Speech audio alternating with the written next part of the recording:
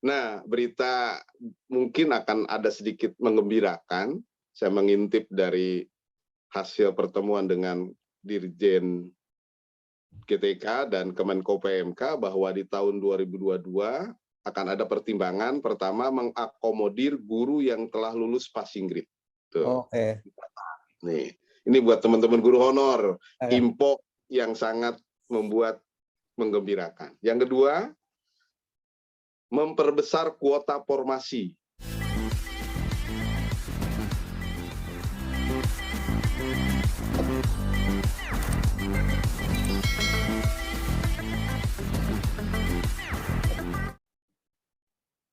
Halo para pemirsa Suyanto.id, ketemu lagi. Mudah-mudahan Anda selalu sehat walafiat. Kita berada di channel pendidikan Suyanto.id, sebuah channel untuk berbagi pengetahuan dan belajar sepanjang hayat. Apa yang akan kita bagikan kali ini? Kita bersama dengan narasumber istimewa kita, Bapak Dudung Abdul Qadir, EPD. Assalamualaikum Pak Dudung. Waalaikumsalam warahmatullahi wabarakatuh.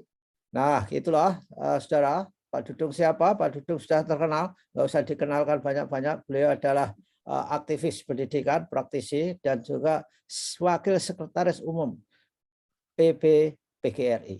Nah, kita akan berbicara mengenai bagaimana nasib para guru P3K kita.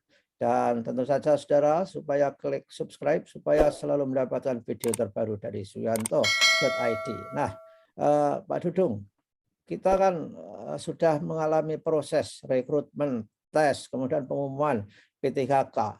Tapi saya melihat berita di koran bahwa salah satu anggota Komisi 10 mengatakan bahwa anggaran untuk membiayai P3K itu tidak memadai. Gimana Pak Dudung duduk persoalan ini Pak Dudung?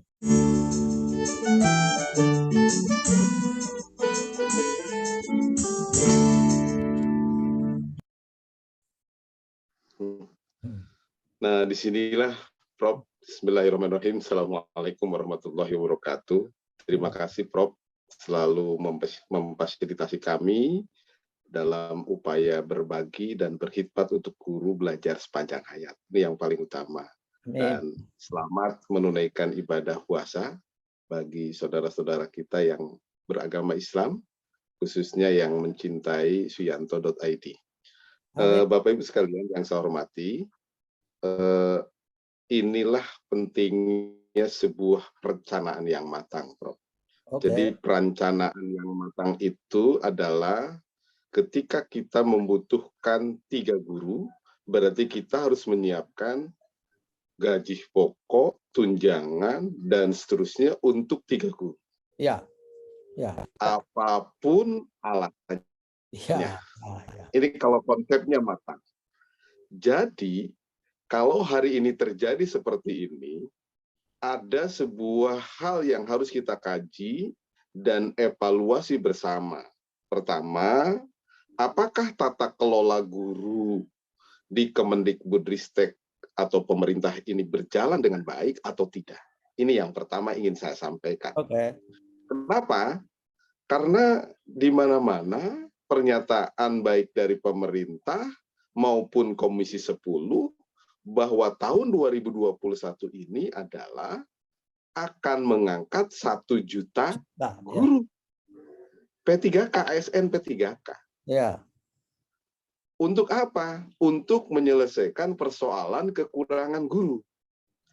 Kenapa menyelesaikan persoalan kekurangan guru? Karena kalau guru kekurangan berarti konsep pendidikan nasional akan terganggu. Ya, dan konsep pencapaian pemerataan pendidikan, mutu dan pelayanan pendidikan pun akan terganggu. Tidak mungkin bisa tercapai. Sehingga kita mendorong untuk apa? Segera menyelesaikan persoalan guru, kekurangan guru. Sehingga kami PGRI harus menyampaikan di Komisi 10 bahwa hari ini pada tahun 2021, hari ini kami PGRI harus menyampaikan darurat kekurangan guru. 2022 maksudnya, Pak Dudung? 2021 di Komisi 10 sebelum ada tes P3K. Oh, gitu ya? Ya, nanti videonya saya kirim, Prof. Ya. Nah, Oke. artinya apa? Kalau hari ini darurat, berarti proses untuk menempuh menjadikan guru statusnya berubah, Ya. itu harus ada proses yang darurat pula. Ya, ya, Itu ya. maksud saya. Ini Ya. berawal dari situ. Nah, yang kedua, Prof, bahwa ternyata di 2021 itu pemerintah hanya memperoleh guru yang memenuhi syarat untuk memenuhi tes sertifikasi apa P3K 506.252 guru. Ya. Ini berdasarkan data dari Kemendikbud, Dirjen GTK 506.252. Wah, Pak Dudung Nah, apa? berarti kan 1 juta hanya 500. Kalau di perguruan tinggi di kampus nilai 50,6 itu kira-kira lulus nggak, Prof? Gak lulus, Nah, itu. merah.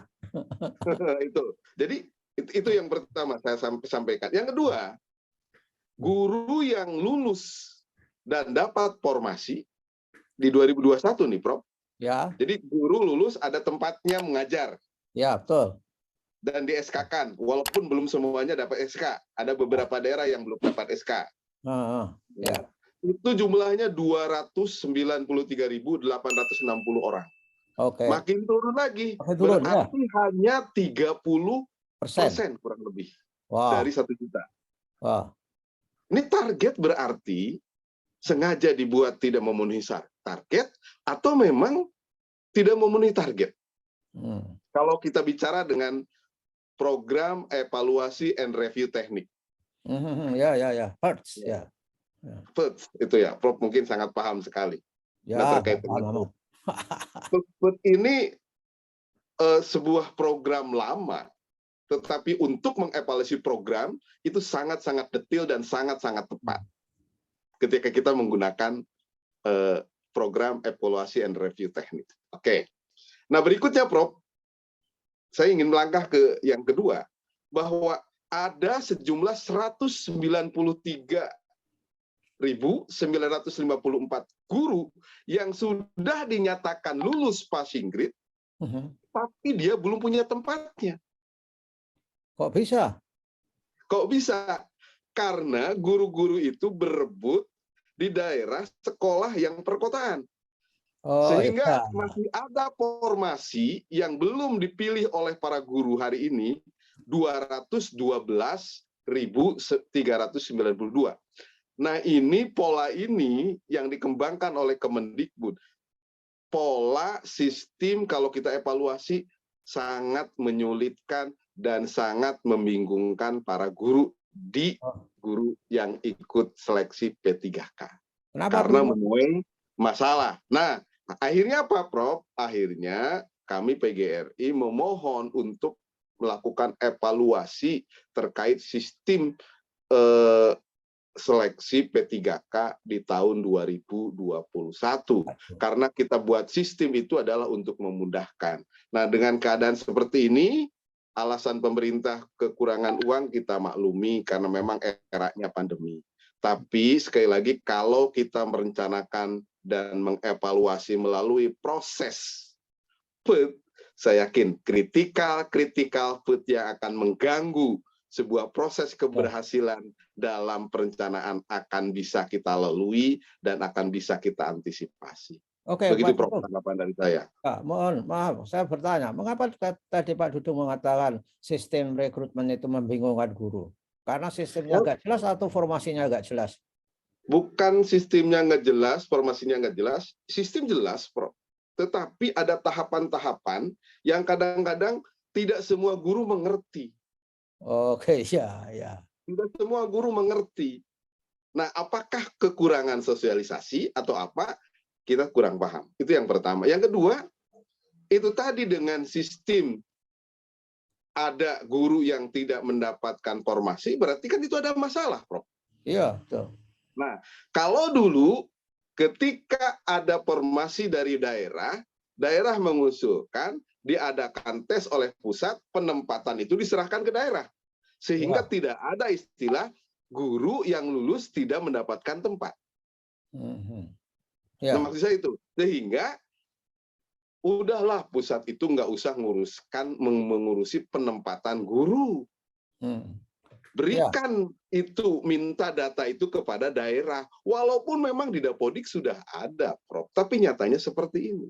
Jadi ketika contoh, Kota Bekasi membutuhkan guru 2.000. Ya sudah dibuka kuota 2.000. Nanti 2.000 orang yang lulus itu ditempatkan oleh Kota Bekasi atau Jawa Barat. Untuk apa? Untuk ya itu tadi, sehingga tidak terjadi ada guru galau dinyatakan lulus tapi belum dapat tempat. Itu maksud saya harus dievaluasi. Jangan atas dasar dengan sistem Dapodik dan sistem seleksi, sistem penempatan itu bisa selesai. Nyatanya bermasalah. Jadi harus kita akui bahwa memang ini harus ada proses yang segera diselesaikan, segera didiskusikan, memohon masukan dari teman-teman stakeholder pendidikan, sehingga ini semua adalah menyelesaikan persoalan-persoalan pendidikan, khususnya kekurangan guru. Mungkin Pak Dudung. Itu, Prof.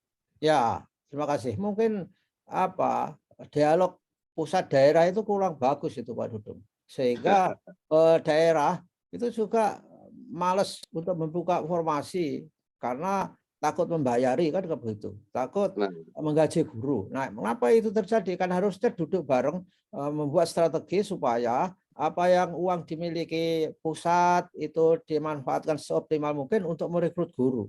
Gimana Pak Dudung? Nah, itu dia, Prof.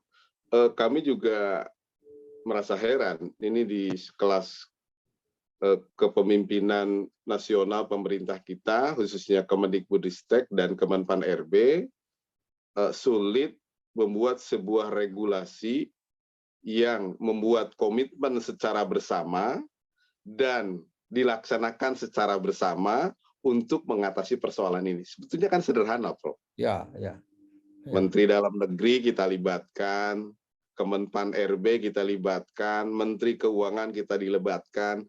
Nih, pusat punya sekian persen, 75%. Untuk memenuhi kuota dan penganggaran penggajian dalam P3K.